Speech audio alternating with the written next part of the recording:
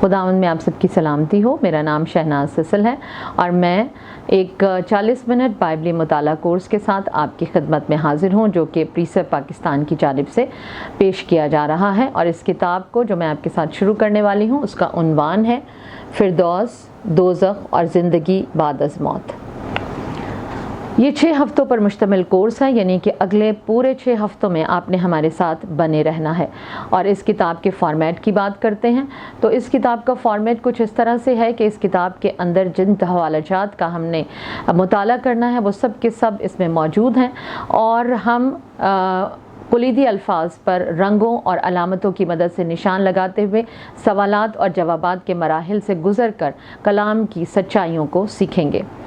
और इसलिए मैं आपको इनकरेज करूंगी कि आप इस किताब को ज़रूर ख़रीदें, ताकि आप ज़्यादा मुनज़्ज़म और बेहतर तरीके से हमारे साथ मिलकर कलाम पाक का और ख़ास तौर पे इस मौजू का मुताला कर सकें। लेकिन अगर इस वक्त आपके पास किताब मौजूद नहीं है तो आप कलाम मुक़द्दस के ज़रिए से भी और उस पर निशान लगाते हुए आप हमारे साथ इस मुताला में जुड़े रह सकते हैं। आइए पहले हफ्ते का आगाज़ करते हैं। मौत एक सच्चाई है, चाहे पहले हो या बाद में। हम सब की मौत मुकर्रर है। बाइबल इसकी वजाहत ज़बूर 89 और उसकी 48वीं आयत में यूँ करती है, वो कौन सा आदमी है जो जीता ही रहेगा और मौत को ना देखेगा। चूँकि मौत ने हम सब को निशाना बना रखा है, तो फिर चंद अहम सवालात हैं जिनका जानना हम सब के लिए बहुत ज़रूरी है। जैसा कि मौत क्या है, मौत कब आती है, वो कैसे आती है, उसकी वजह क्या है, हम सब क्यों मरते हैं, और अगर खुदा मोहब्बत हैं तो फिर वो हमें मरने से क्यों नहीं बचाते। आज इन तमाम सवालात का जवाब हम खुदावंद के कलाम की रोशनी में तलाश करेंगे। तो सबसे पहले हम ये देखते हैं कि मौत क्या है। आम तौर से ये देखा गया है कि जब डॉक्टर किसी शख्स के बारे में ये कहते हैं कि उसके तमाम वाइटल ऑर्गन्स ने काम करना बंद कर दिया है, दिल की धड़कन ख़त्म हो चुकी है और सांसें रुक गई हैं, तो हम ये समझते हैं कि इस शख्स की मौत वाक़या हो गई है। लेकिन बाइबल का क्या नुक्ता नज़र है? हम देखते हैं कि बाइबल में लफ्ज़ मौत या मरने का जिक्र सबसे पहले पैदाइश 2 बाब और उसकी 17वीं आयत में मिलता है। और इब्रानी ज़बान जिसमें कि पुराना अहदनामा लिखा गया है, इसमें लफ्ज़ मरने का मतलब है सांस का रुक जाना या दम तोड़ना।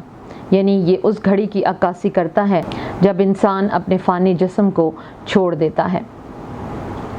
लेकिन ये मौत क्यों इंसान की ज़िंदगी में आई, इसको जानने के लिए हमें पैदाइश 2 बाब और उसकी 17 आयत पर गौर करने की ज़रूरत है, जो हमें ये बताती है कि दरअसल मौत नाफरमानी और गुनाह की सज़ा है।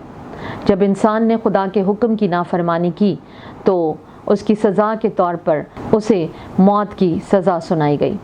तो इस तरह से मौत ने ना सिर्फ पहले इंसान बल्कि पूरी नस्ल इंसानी को मुतासिर किया।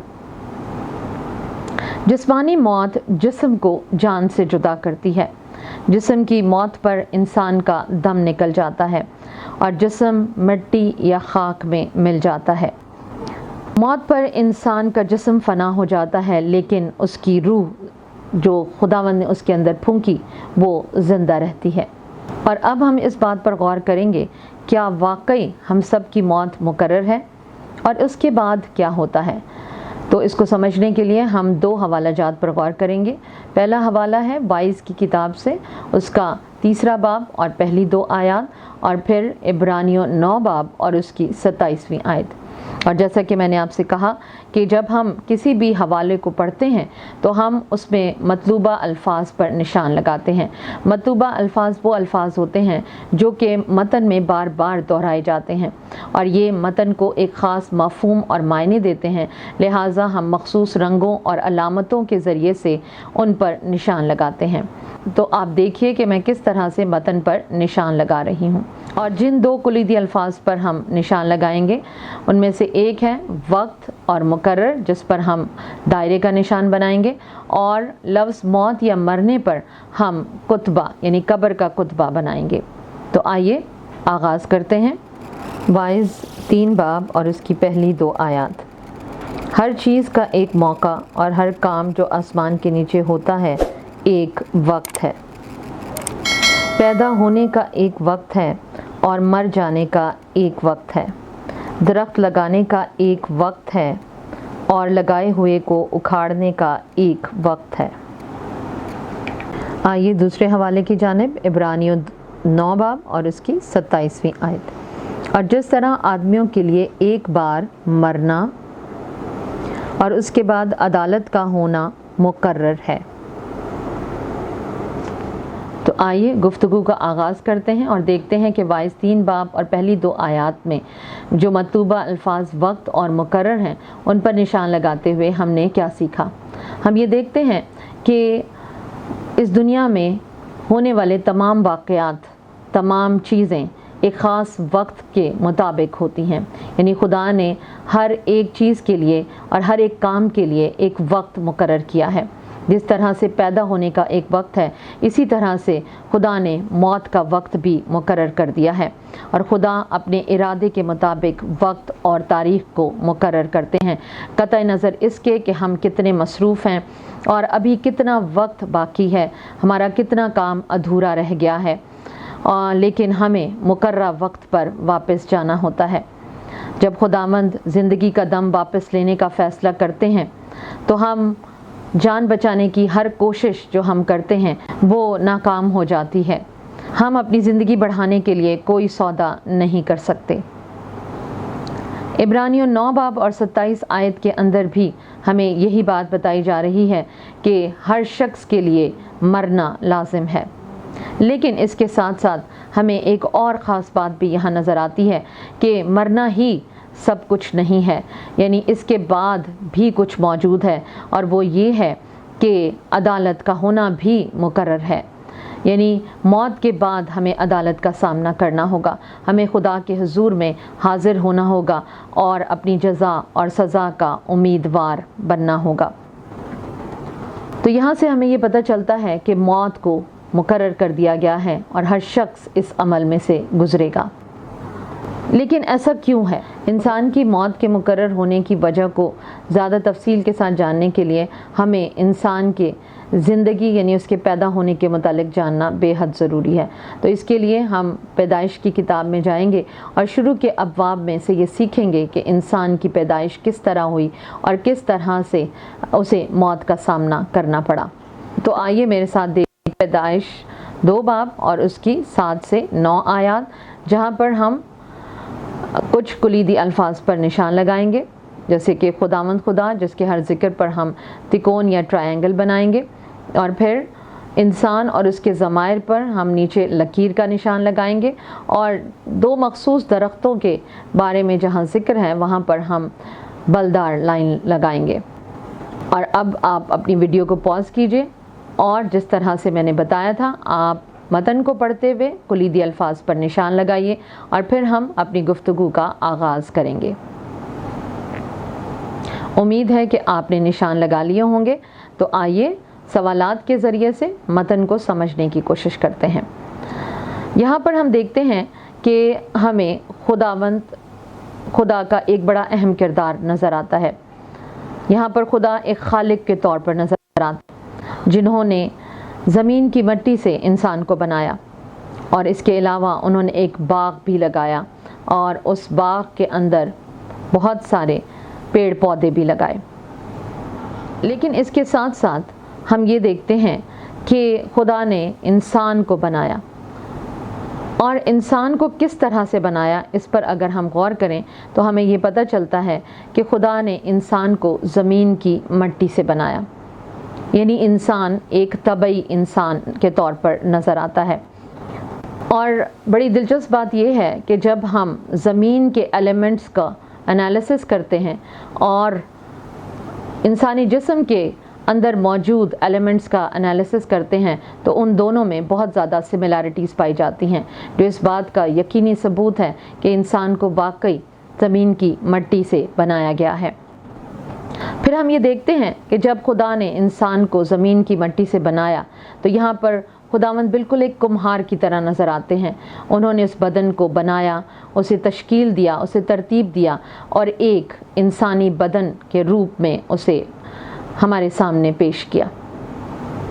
لیکن وہ شخص طبعی شخص تھا، اور پھر خدا نے ایک بہت اہم کام کیا، انہوں نے اپنی سانس یعنی اپنی روح اس کے نتنوں میں پھونکی، اور جس سے وہ جیتی جان ہو گیا، وہ زندہ ہو گیا، اور اب وہ ایک مکمل انسان کے روپ میں ہمیں نظر آتا ہے۔ یہاں ہمیں بڑی اہم بات پتہ چلتی ہے، اور جس سے ہمیں یہ بھی احساس ہوتا ہے کہ انسان کی پیدائش یا عام تخلیق نہیں تھی، بلکہ یہ ایک انوکھی تخلیق تھی، کیونکہ انسان صرف ایک طبعی انسان ہی نہیں تھا، بلکہ وہ ایک روحانی انسان بھی تھا۔ اور اس کے علاوہ ہم یہ بھی دیکھتے ہیں کہ خدا نے اس کو اپنی صورت اور شبیہ پر بنایا تھا۔ یہ بھی انسان کے انوکھے ہونے کی ایک اہم چیز ہے جو ہمیں نظر آتی ہے۔ جب ہم خداوند اور انسان کو دیکھتے ہیں تو پتہ چلتا ہے کہ خدا نے جب انسان کو تخلیق کیا تو تخلیق کرنے کے بعد خدا نے اس کے لیے ایک بہت ہی خوبصورت باغ بنایا جو کہ ملک عدن کے اندر تھا، اور اس باغ میں خدا نے بے شمار خوبصورت، خوش رنگ اور خوشنما پودے لگائے، درخت اگائے، اور جن کا پھل بھی بہت زیادہ خوبصورت، اچھا اور کھانے میں بہت زیادہ فائدہ مند اور لذیذ تھا۔ اور خدا نے اس انسان کو اس باغ میں رکھا جس کا نام باغ عدن کہلاتا ہے، اور عدن کے معنی ہیں دلکش، خوبصورت، خوشگوار جگہ، پرمسرت جگہ۔ اور خدا نے آدم کے لیے ایسی جگہ کا انتخاب کیا اور اسے وہاں رکھا۔ اس باغ کے درمیان میں 2 درخت تھے، جن میں سے ایک زندگی کا درخت تھا اور دوسرا نیک اور بد کی پہچان رکھنے والا درخت تھا۔ اور ہم دیکھتے ہیں کہ جب خدا نے باغ عدن کے اندر انسان کو رکھا تو وہاں پر اس کو رکھنے کا مقصد کیا تھا اور خدا کیا چاہتے تھے۔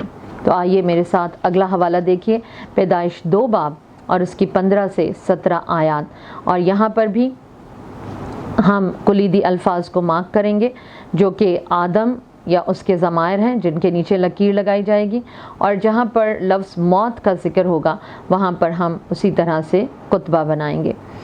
تو تھوڑی دیر کے لیے ویڈیو کو پاز کیجئے، آپ نشان لگائیے اور پھر ہم آگے بڑھتے ہیں۔ امید ہے کہ آپ نے نشان لگا لیے ہوں گے۔ تو آئیے دیکھتے ہیں کہ یہاں پر جب خدا نے آدم کو باغ عدن میں رکھا تو اس کو کیا ذمہ داری دی۔ خداوند نے 15ویں آیت کے مطابق آدم کو باغ عدن میں رکھا اور اسے 2 کام سونپے۔ پہلا یہ کہ اسے باغبانی کرنی تھی، اور دوسرا اسے نگہبانی کرنی تھی، یعنی اسے اس باغ کے اندر کھیتی کرنی تھی، کاشتکاری کا کام کرنا تھا، اور پھر اس کے علاوہ اس باغ کی نگہبانی کرنا اور اس کی حفاظت کرنا بھی اسی کی ذمہ داری تھا۔ یعنی اسے اسی باغ میں رہنا تھا، وہ اس کا گھر تھا، اور وہیں پر کام کرنا تھا اور اپنے لیے خوراک مہیا کرنی تھی۔ 16ویں آیت سے ہمیں پتہ چلتا ہے کہ خداوند نے انہیں ایک حکم دیا، اور وہ حکم یہ تھا کہ انہیں بے روک ٹوک آزادی تھی کہ وہ باغ کے ہر درخت کا پھل کھا سکتے ہیں سوائے ایک درخت کے جو کہ باغ کے بیچ میں موجود تھا، اور وہ تھا نیک اور بد کی پہچان کا درخت۔ اس درخت کے پھل کو کھانے سے انہیں منع کیا گیا تھا، اور نہ صرف خدا نے انہیں منع کیا تھا بلکہ اس کے نتائج سے بھی آگاہ کر دیا تھا، اور اس کے نتائج یہ تھے کہ اگر وہ اس میں سے کھائیں گے اسی روز وہ لازم یقیناً مر جائیں گے۔ اور یہ بہت اچھے طریقے سے آدم پر واضح تھا۔ یہاں پر ہم دیکھتے ہیں کہ خدا ایک صاحب اختیار کی طرح نظر آتے ہیں۔ وہ انسان کو تخلیق کرتے ہیں اور انسان کے لیے تمام منصوبہ جات، تمام پلاننگ کر رہے ہیں، اور وہ احکامات دیتے اور احکامات کے نتائج بھی بیان کرتے ہوئے نظر آتے ہیں۔ تو کیا خیال ہے، کیا انسان محض ایک کٹ پتلی ہے، یا خدا نے اسے ایمان رکھنے اور فرما بردار رہنے کی آزادی بخشی ہے؟ کیا یہ حکم جب آدم کو دیا گیا تو کیا اس کے پاس چوائس کا حق تھا؟ کیا وہ چناؤ کر سکتا تھا؟ کیا اسے آزاد مرضی دی گئی تھی؟ جی ہاں، خدا نے اسے آزاد مرضی دی تھی، کیونکہ خدا نے اسے اپنی صورت اور شبیہ پر بنایا تھا۔ اور اپنی شبیہ پر بنانے کی وجہ سے خدا نے اسے آزاد مرضی دی تھی۔ خدا نے اسے چناؤ دیا تھا کہ وہ اس بات میں فیصلہ کرے کہ وہ اپنی مرضی سے خدا کی محبت، اس کی پرستش اور اس کی تابعداری میں چلنا چاہتا ہے یا نہیں۔ تو یہاں خدا نے اسے چناؤ کا حق دیا ہے، لیکن اس کے ساتھ ساتھ خدا نے اسے یہ بتا دیا ہے کہ اسے کن نتائج کا سامنا کرنا پڑے گا۔ اور ہم یہ دیکھتے ہیں کہ خدا نے کیوں اسے منع کیا کہ وہ نیک اور بد کی پہچان کے درخت کا پھل نہ کھائیں۔ ایسی کیا وجہ تھی جس کی وجہ سے خدا نے انہیں اس بات سے منع کیا تھا؟ کیا خدا واقعی ظالم تھے، یا خدا نہیں چاہتے تھے کہ وہ ان کی طرح نیک و بد کی پہچان کو جانے؟ تو ایسا نہیں ہے۔ خدا انسان سے بہت محبت کرتے تھے۔ خدا کو یہ معلوم تھا کہ اگر انسان کو یہ حق دے دیا جائے اور اس کو یہ سمجھ دے دی جائے تو یقیناً وہ اس کا غلط استعمال کرے گا اور اس کے نتائج بہت بھیانک ہوں گے۔ اس لیے خدا نہیں چاہتے تھے کہ انسان اس درخت کا پھل کھائے اور موت کا شکار ہو، بلکہ وہ یہ چاہتے تھے کہ انسان حیات کے درخت کا پھل کھائے اور ہمیشہ تک زندہ اور قائم رہے۔ اب ہم دیکھیں گے کہ انسان یعنی آدم اور حوا جو کہ زمین پر اختیار رکھتے تھے اور ابدی زندگی کے وارث تھے، وہ موت کے سزاوار کیسے ٹھہرے۔ اور اس کے لیے ہم دیکھیں گے پیدائش 3 باب اور اس کی پہلی 10 آیات۔ اور یہاں پر بھی ہم کچھ کلیدی الفاظ کو مارک کریں گے، جیسا کہ خدا، جس کے ہر ذکر پر ہم تکون یا ٹرائی اینگل کا نشان بنائیں گے۔ اس کے علاوہ جو ہے وہ عورت اور شوہر کے ہر ذکر پر ہم لکیر لگائیں گے، اور جہاں پر بھی سانپ کا ذکر ہوگا وہاں پر ہم ترشول کا یعنی 2 شاخہ کا نشان بنائیں گے، اور موت کے لفظ پر ہم کتبہ بنائیں گے۔ اور آپ کو یاد ہے کہ آپ کو کیا کرنا ہے، تو جائیے سب سے پہلے ویڈیو کو پاز کیجئے، نشانات لگائیے، اور پھر ہم گفتگو کا آغاز کرتے ہیں۔ یہاں اس باب میں پہلی آیت سے ہی ہمیں ایک اور کردار نظر آتا ہے، اور وہ کردار ہے ایک سانپ کا، جسے انگلش میں سرپنٹ کہا گیا ہے، یعنی اژدہا۔ تو اب سانپ آپ کہہ سکتے ہیں یا اژدہا جو بھی تھا، وہ جب ہم اس کے بارے میں تفصیل پڑھتے ہیں تو پتہ چلتا ہے کہ وہ دشتی جانوروں میں ایک جانور تھا جسے خدا نے بنایا، اور ہم دیکھتے ہیں کہ وہ بہت ہی چالاک، ہوشیار اور عقل مند جانور تھا، اور اسے خدا نے بنایا تھا۔ وہ بے حد خوبصورت بھی تھا، کیونکہ اب تک جتنی چیزیں بھی کائنات میں خدا نے بنائی تھیں اس کے لیے خدا نے کہا تھا کہ یہ سب بہت اچھا ہے۔ ہم دیکھتے ہیں کہ وہ ہوا کے پاس آتا ہے اور ہوا کے ساتھ گفتگو کا آغاز کرتا ہے، اور اس کا آغاز ایک سوال سے ہوتا ہے، اور سوال کیا تھا کہ کیا واقعی خدا نے کہا ہے کہ باغ کے کسی درخت کا پھل تم نہ کھانا؟ یعنی وہ عورت کے دل میں شک ڈال رہا ہے، اسے شک میں مبتلا کر رہا ہے، اور خدا کے کلام کی جو صداقت ہے اس پر سوال اٹھا رہا ہے۔ اور ہم دیکھتے ہیں کہ عورت اس کے سوال کا جواب دیتی ہے اور اسے بتاتی ہے کہ حقیقت دراصل کیا ہے۔ یعنی وہ سانپ بڑی آسانی کے ساتھ اس عورت کو اپنی باتوں میں الجھا لیتا ہے، اور وہ اس کے ساتھ گفتگو میں شریک ہو جاتی ہے۔ اور پھر جب ہم تیسری آیت میں دیکھتے ہیں تو وہ اسے بتاتی ہے کہ انہیں صرف ایک پھل کھانے کو منع کیا گیا ہے، اور وہ ہے نیک و بد کی پہچان کے درخت کا پھل۔ اور اس نے کہا کہ اس کے بارے میں خدا نے ہمیں یہ ہدایت دی ہے کہ اگر ہم اس کو چھوئیں گے یا اس کو کھائیں گے تو ہم مر جائیں گے۔ اور یہاں ہم دیکھتے ہیں کہ وہ خدا کے کلام میں اضافہ کرتی نظر آتی ہے، یعنی اس کا مطلب ہے کہ وہ خدا کے کلام کے بارے میں الجھن کا شکار ہے، اور اسی الجھن کا فائدہ شیطان اٹھاتا ہے۔ آج بھی ہم دیکھتے ہیں کہ بہت سے لوگ ہیں جو خداوند کے کلام میں اضافہ کرتے ہیں یا اسے تروڑ مروڑ کر پیش کر رہے ہوتے ہیں، جس کی وجہ سے بے شمار الجھنیں اور پریشانیاں پیدا ہوتی ہیں۔ اور یہی حال ہوا کے ساتھ ہوا، وہ الجھن کا شکار ہو گئی، وہ شک میں مبتلا ہو گئی، اور اس وجہ سے وہ خدا کے کلام پر اور اس کی ہدایت پر فوکس کرنے کے بجائے شیطان کی بات کو سننے پر توجہ دینے لگی۔ اور جب شیطان نے اسے کہا کہ تم اس کو کھانے سے ہرگز نہیں مرو گے، ہم یہ دیکھتے ہیں کہ وہ خداوند کے کلام کو مکمل طور پر رد کرتا ہوا نظر آتا ہے اور انہیں خدا کے کلام کے بارے میں جھوٹ بتا رہا ہے۔ اور پھر اس کا نتیجہ ہم دیکھتے ہیں کہ وہ ان سے یہ کہتا نظر آتا ہے کہ تم اس کو کھانے سے ہرگز نہیں مرو گے، بلکہ تم نیک اور بد کی پہچان کے جاننے والے بن جاؤ گے، اور جب تم ایسا کر لو گے تو تم یقیناً خدا کی مانند بن جاؤ گے۔ اور یہی لمحہ تھا جب ہوا اس کی باتوں، اس کے شک اور اس کی گفتگو میں الجھ گئی اور خدا کے کلام کو بھول کر شیطان کی بات پر عمل کر بیٹھی،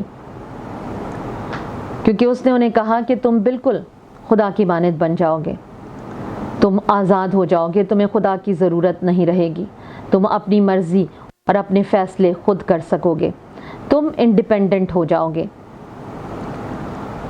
اور پھر تمہیں کسی کی ضرورت نہیں رہے گی۔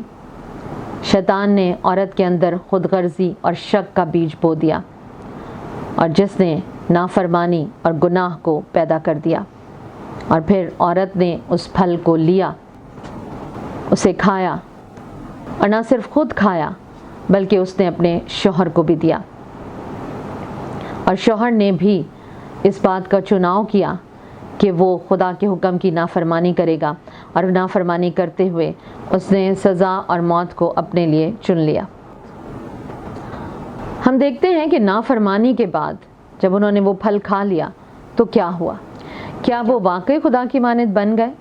ہم دیکھتے ہیں ایسا تو کچھ نہ ہوا، لیکن شرمندگی، خوف اور گناہ کا پچھتاوا ان کی زندگی میں آ گیا۔ انہیں واقعی نیکی اور برائی میں پہچان مل گئی۔ انہیں علم ہو گیا کہ انہوں نے خدا کی نافرمانی کی ہے اور نافرمانی کر کے انہوں نے گناہ کیا ہے، اس لیے انہوں نے اپنے آپ کو چھپانے کی کوشش کی۔ آج ہم میں سے بھی بہت سارے لوگ ہیں جو اپنے گناہوں کو چھپانے کی کوشش کرتے ہیں اور وہ خدا کے سامنے اس کا اقرار نہیں کرتے، لیکن ہم یہاں پر خدا کا ایک بہت اہم کردار دیکھتے ہیں۔ خدا انہیں ڈھونڈنے کے لیے نکلے۔ ہم یہ دیکھتے ہیں کہ دوسرے مذاہب کے لوگ خدا کی تلاش میں نکلتے ہیں، لیکن ہمارے خدا واحد خدا ہیں جو اپنے لوگوں کی تلاش میں نکلتے ہیں۔ وہ اپنے لوگوں کو بچانے اور ان کی زندگیوں کو محفوظ کرنے کی کوشش کرتے ہیں۔ آج بھی خدا یہی کر رہے ہیں، اور اس دن باغ عدن میں بھی خداوند یہی کر رہے تھے، اور انہوں نے آدم کو آواز دی، لیکن آدم نے اپنے آپ کو چھپایا۔ خداوند ان کو بلا رہے تھے، ان کو موقع دے رہے تھے کہ وہ اپنے آپ کو خداوند کے سامنے پیش کریں، وہ اپنے گناہ کا اقرار کریں اور خداوند سے معافی مانگیں، لیکن ہم دیکھتے ہیں کہ ایسا کچھ بھی نہیں ہوا۔ انہوں نے اپنے آپ کو خداوند کی حضوری سے چھپایا، اور اس طرح سے وہ سزا کے مستحق ٹھہرے، اور ہم دیکھتے ہیں کہ خداوند نے پھر ان کی عدالت کی، اور اس عدالت کے نتیجے میں انہیں موت کی سزا دی گئی۔ نافرمانی کے نتائج پر ہم جب غور کرتے ہیں تو ہمیں یہ پتہ چلتا ہے کہ انسان نے خدا کی صورت کو کھو دیا، اس نے اپنا اختیار کھو دیا، اس نے اپنی پاکیزگی اور راست بازی کو کھو دیا، اور سب سے بڑھ کر اس نے اپنی روح، جان اور بدن کو کھو دیا، یعنی اس نے جسمانی موت کو پا لیا، اور یہ اس کی سزا تھی۔ اب ہم دیکھتے ہیں کہ خدا نے جب اسے سزا دی تو وہ سزا کس قسم کی تھی اور اس سزا کے کیا نتائج برآمد ہوئے۔ اور میرے ساتھ دیکھیے گا پیدائش 3 باب اور اس کی 17 سے 19 آیات، اور وہاں پر بھی ہم جن کلیدی الفاظ کو مارک کریں گے وہ ہیں خدا، جس پر آپ کو معلوم ہے کہ ہم تکون کا نشان بنائیں گے، اور آدم اور اس کے ضمائر کے نیچے ہم لکیر لگائیں گے۔ تو ویڈیو کو تھوڑی دیر کے لیے پاز کیجئے اور نشان لگائیے، اور پھر ہم آگے بڑھتے ہیں۔ امید ہے کہ آپ نے نشانات لگا لیے ہوں گے۔ تو اب دیکھتے ہیں کہ آدم کو کس طرح سے سزا دی گئی۔ 17ویں آیت سے ہمیں پتہ چلتا ہے کہ اس زمین کا جس کا وہ مالک تھا اس پر لعنت کر دی گئی، اور اب اسے محنت اور مشقت کر کے خون پسینہ بہا کر کمانا تھا اور محنت کر کے اپنے لیے مہیا کرنا تھا۔ اور اس کے ساتھ ساتھ یہ کام اسے اس لیے دیا گیا کہ وہ ہر روز جب زمین پر کام کرے تو اسے یہ احساس ہو کہ وہ زمین کی مٹی سے ہی پیدا کیا گیا تھا اور آخر کو اسے زمین کی مٹی میں ہی واپس لوٹ جانا ہے۔ یعنی اسے ہر وقت اپنے اس گناہ کا، اس غلطی کا اور نافرمانی کا احساس رہے جو کہ اس نے خداوند کے خلاف کی تھی۔ گو اس کے پاس چناؤ کا حق موجود تھا، لیکن اس کے باوجود اس نے نافرمانی کی، اور ہم دیکھتے ہیں کہ نہ صرف وہ خدا کی حضوری سے اور خدا کی پریزنس سے جو ہے وہ محروم ہو گیا، بلکہ وہ جسمانی موت کا بھی شکار ہو گیا۔ مزید آگے بڑھتے ہوئے ہم جب دیکھتے ہیں تو کیا کہانی یہیں پر ختم ہو جاتی ہے کہ وہ خاک میں لوٹ جائے گا اور بس سب کچھ ختم ہو جائے گا؟ لیکن ہم خدا کا شکر کرتے ہیں کہ کہانی یہاں ختم نہیں ہوئی۔ خدا نے آدم کو اور اس کی بیوی کو، جو کہ انجیر کے پتوں کے ذریعے سے اپنے بدن کو ڈھانکے ہوئے تھے، اس شرمندگی، اس گلٹ، اس پچھتاوے کو دور کرنے کے لیے جانوروں کو ذبح کیا، اور ان کی کھال سے، ان کے چمڑے سے ان کو کپڑے بنوا کر دیے اور ان کی اس ننگ پن کو، اس شرمندگی کو ڈھانکا۔ یعنی جانوروں کا خون بہایا گیا، اور کلام خدا میں یہ جسمانی موت کا پہلا واقعہ تھا جو جانوروں کے ساتھ پیش آیا۔ وہ جانور جس کی کھال سے آدم اور حوا کے بدن ڈھانپے گئے، اس موت کے ذریعے سے بعد ازاں تمام انسانوں کے گناہوں کو ڈھانپنے کے لیے خون کی قربانی کے کامل فدیے کی عکاسی کی گئی ہے۔ اگر ہم احبار 17 باب اور اس کی 11ویں آیت اور پھر عبرانیوں 9 باب اور اس کی 22ویں آیت دیکھیں تو وہاں خدا نے واضح طور پر بتایا کہ خون بہائے بغیر گناہوں کا کوئی کفارہ نہیں ہے، کوئی ڈھال نہیں ہے، کوئی معافی نہیں ہے۔ یہ سب چیزیں خدا کے برا خداوند یسوع مسیح کی قربانی کی طرف اشارہ ہیں، جو ہمارے تمام گناہوں کا واحد اور کامل کفارہ ہے۔ اور اس سے یہ پتہ چلتا ہے کہ خداوند اپنے لوگوں سے پیار کرتے تھے۔ انہوں نے اس گناہ میں ان کی جان لینے کے بجائے ان کے گناہ کو جانوروں کے خون سے ڈھانک دیا، اور پرانے عہد نامے میں اسرائیلیوں کے درمیان بھی ہمیں یہ ساری باتیں نظر آتی ہیں۔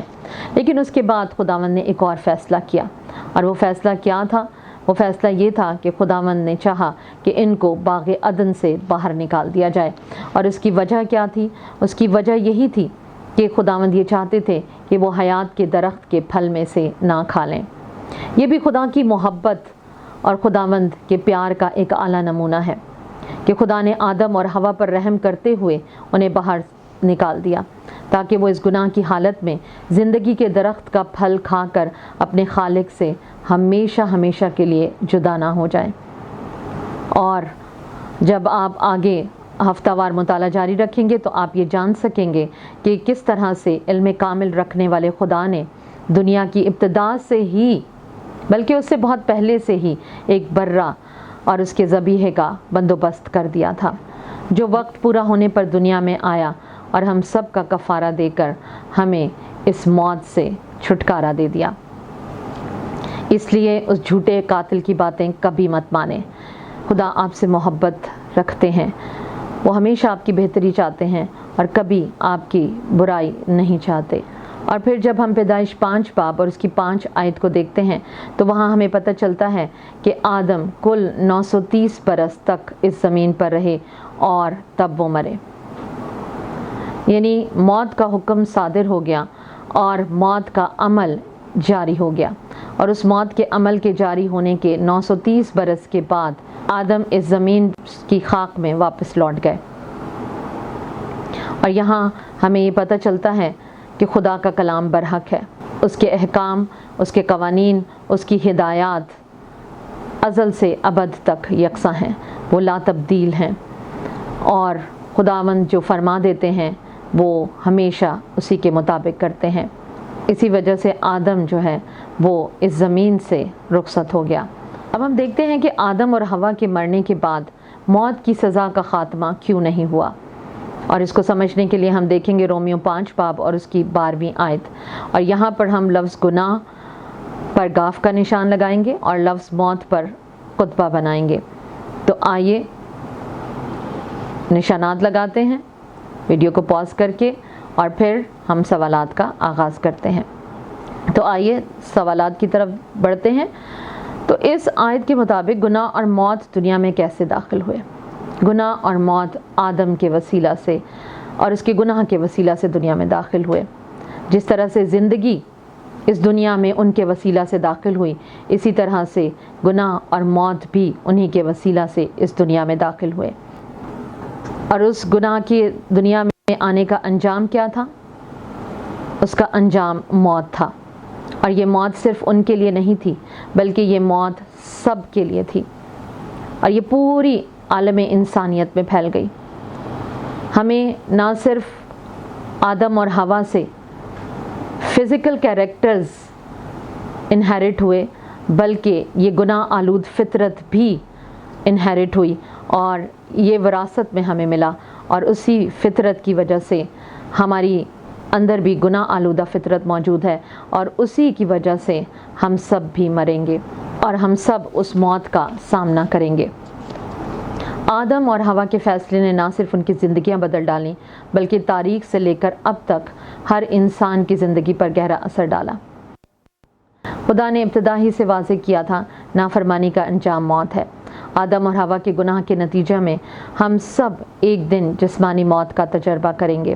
ہم خاک ہیں اور خاک میں لوٹ جائیں گے، اور پھر اس کے بعد ہماری عدالت ہوگی۔ ہمیں کیسی عدالت کا سامنا کرنا ہوگا؟ کیا اس سے بچنے کا کوئی راستہ ہے؟ کیا رحم، فضل اور محبت کا خدا جس نے آدم اور حوا کے ننگے بدن کو ڈھانپا، ان کے لیے انتظام کیا، کیا ہمارے لیے بھی بچنے کا کوئی راستہ ہے؟ کیا ہم موت کے بعد زندہ رہنے کی امید رکھ سکتے ہیں؟ کیا واقعی کوئی امید موجود ہے؟ اگلے ہفتے ہم اسی امید کے بارے میں بات کریں گے کہ کیا واقعی ہم موت کے بعد زندہ رہنے کی امید رکھ سکتے ہیں یا نہیں۔ امید ہے کہ آپ کے بہت سارے سوالات کے جواب آپ کو واضح ہو گئے ہوں گے۔ ابھی بھی اگر مزید کوئی سوالات ہیں تو آپ ضرور کامنٹ باکس میں لکھ سکتے ہیں، ہم ان کا جواب دیتے ہوئے خوشی محسوس کریں گے۔ اور میں آپ کو انکریج کروں گی کہ آپ اس کتاب کو ضرور خریدیں تاکہ زیادہ بہتر طریقے سے آپ خدا ان کے کلام کی سچائیوں کو سیکھ سکیں۔ ہمارے چینل کو سبسکرائب کرنا اور اسے لائک کرنا اور اس ویڈیو کو شیئر کرنا مت بھولیے گا تاکہ زیادہ سے زیادہ لوگ، آپ کے دوست، آپ کے ساتھی خداوند کی ان سچائیوں کو جان سکیں اور اپنی زندگیوں میں خداوند کے کلام کو بہتر طور پر جو ہے وہ عمل پذیر لانے والے ہو سکیں۔ تو اگلے ہفتے آپ سے پھر ملاقات ہوگی۔ شکریہ۔